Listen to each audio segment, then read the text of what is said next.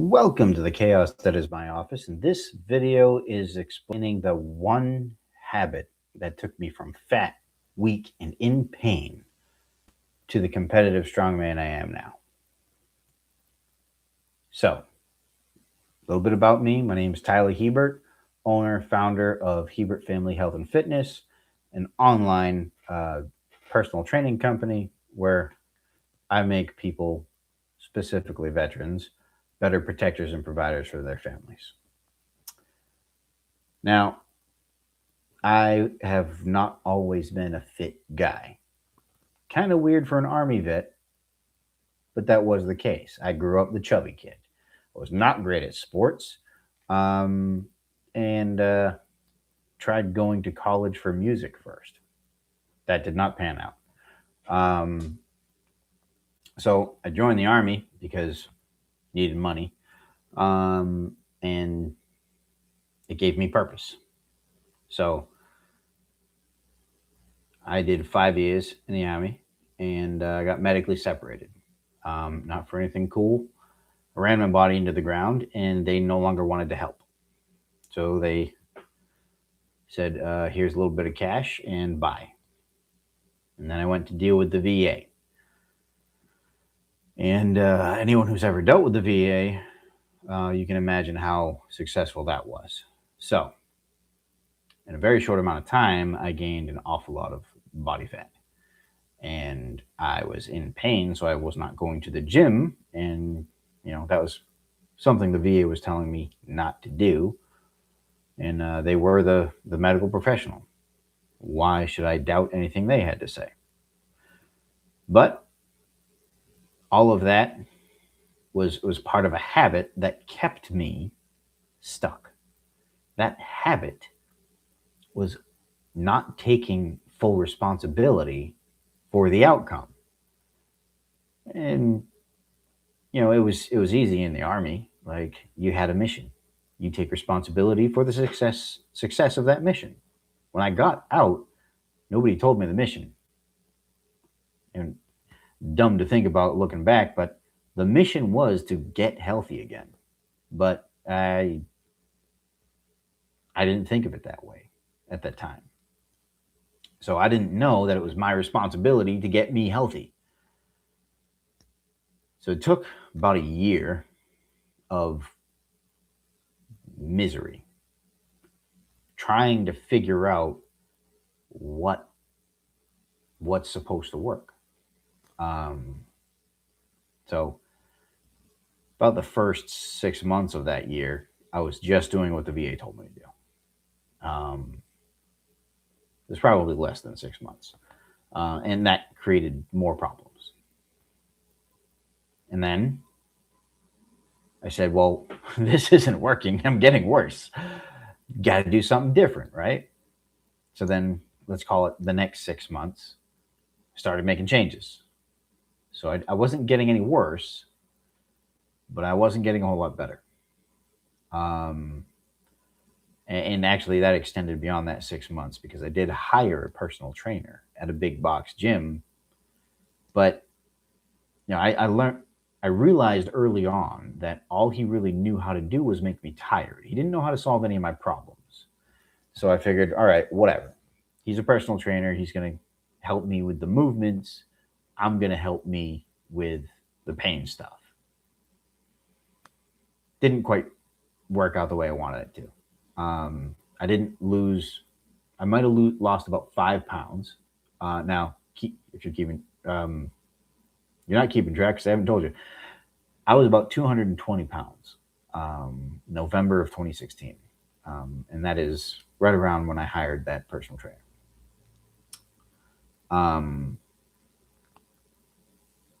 So that I only got down to about 215. And I convinced myself I was maintaining. I was swapping body fat and muscle mass, and that's why the scale wasn't moving. But then I looked at the weight on the bar, and that wasn't moving either, not by any appreciable amount. And I was getting better at the movements, so there was that little bit of progress. But I still wasn't doing them with any efficacy. such as it was not creating, you know, mobility and stability that I needed. I was just doing these movements at this rep range because that's kind of what the personal trainer had me doing. So just tried to extrapolate that on out. Wasn't really working. I was no worse, which is important, but it wasn't much better. So I'm like, there's got to be a better way. Now, this is a year of being in pain, and I was in pain before all that. But a year of being out of the army, in pain, and trying to figure this out myself. So I started expanding my education. Meanwhile, I'm trying to solve all these problems. I have a full-time job, and it's a long commute, which is itself painful. But when you have back, knee, hip, all those issues, very, very painful. So I'm driving over 2 hours a day for work. I'm sitting at a desk for 8.5 hours a day. Worst possible thing you can do when you have knee, hip, and back pain. And then I'm trying to train effectively so that I can lose some body fat and, lighten up the load on my joints. And I was failing for a year. But eventually, I found the right information. I applied the right lessons to my training and my nutrition, and I started seeing real results. 1 year after that, so that's 2 years out, I'd actually gotten down to 200 pounds, and all the weight on the bar for every lift had gone up. And I realized I'm not in nearly as much pain anymore. And all that to say this, the lesson, the one thing that kept me from failing completely, the one thing that got me from weak, fat, and in pain to, at that point, in less pain, stronger, a little leaner. And then from there to here, I'm just too stupid to quit. And I've had plenty of obstacles between there and here. But I just want to make the point. You're going to hit obstacles. You are going to fail again and again. But if you let that stop you, you'll never succeed. And I want you to realize you're going to hit, when you hit that first obstacle, know that progress is on the other side. But there's one more thing. Another obstacle. This is the pattern. You hit an obstacle. You push through it. Success. Small win. Enjoy it. Another obstacle. Repeat cycle. It would be so easy to just say, well, now I've hit a roadblock. Clearly it's not meant to be. This is just, I'm not going to be one of those people, one of those fit people, one of those happy people, successful people. And I'm telling you right now, there's a lot more obstacles between you and success. But you can get through them. I'm still currently considered 80% disabled. But I can compete in Strongman. And I don't have pain anymore. I have certain limitations, some damage that will never be undone. But I'm competing at a decent level. Like, I could have gone down a completely different path. I could have said, you know what? VA says don't lift, don't train. And the only way to get rid of my pain is pain medication. I know some people that went that route, and some of those people aren't with us anymore. That's not success. So you can get through these obstacles. Now, I did it all myself. I do not recommend this. That took way too long. You don't need to do it all yourself. Now, this channel has a whole lot of information to help you. If you can do it yourself, cool. You're hardcore. I don't recommend it. I would much prefer that you ask for some help. Not all help comes with a price tag. The best help, it does. Sorry. I can help. I can help for a very, very low price tag. I can help for a very high price tag. It all depends on what your commitment to your goal is. But go look at the website that has all the information you need to know what levels I have. And I say look at the website because this video is going to be on the internet and things might change. So the website is up to date. Whenever you're watching this, the website's up to date. Sorry, ranting a little bit. But this doesn't just apply to fitness. Small tangent. This business that I'm running, I was not a natural born business owner. I've never seen someone run a business up close. I had no idea what the hell I was doing. One year, I lost almost $8,000. Yeah, don't do that. Lesson learned. Don't do that.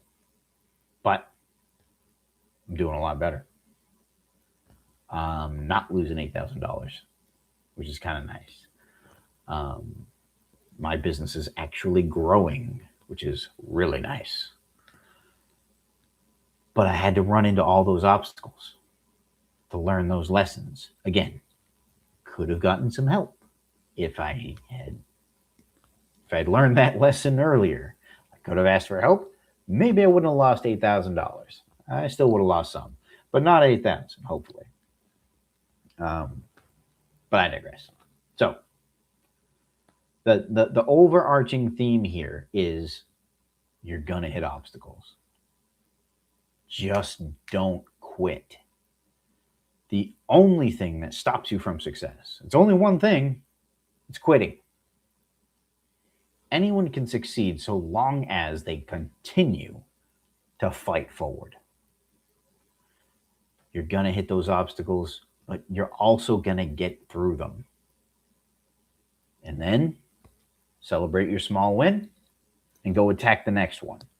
Just expect that there's gonna be an obstacle and just headlong go after it. Make that your enemy. Your enemy is the next obstacle. You must train every day to defeat that next obstacle. And it might be just the words inside your head. Maybe you keep telling yourself that you're not gonna defeat the next obstacle. Well, guess what? That's your 5-meter target. Kill that voice. You will every day relentlessly tell that voice, fuck off, you're wrong, I'm done.